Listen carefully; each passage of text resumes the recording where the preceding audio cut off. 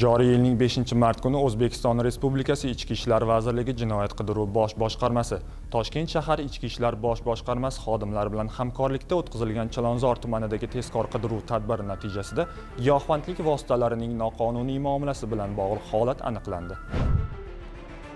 Surxondaryo viloyatida tug'ilgan shaxs boshqaruvidagi Nexia rusumli 75X994EA davlat raqam belgili avtomashinada harakatlanayotganda kuzatuvga olindi.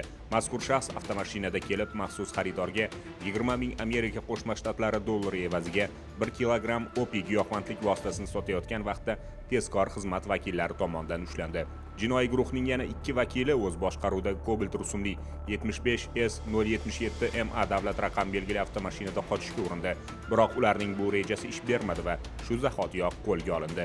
Mazkur shaxslarning Toshkent shahrida vaqtincha turgan manzili aniqlanib, tekshiruv ishlari davom ettirildi. Chilonzor tumani Kichik Halqa yo'li ko'chasi 47-uyda joylashgan mehmonxonada o'tkazilgan tintuv natijasida gumonlanuvchilarga tegishli bo'lgan sport sumkasining ichidan 48 gramm gashish giyohvandlik vositasi ashyoviy dalil sifatida olindi.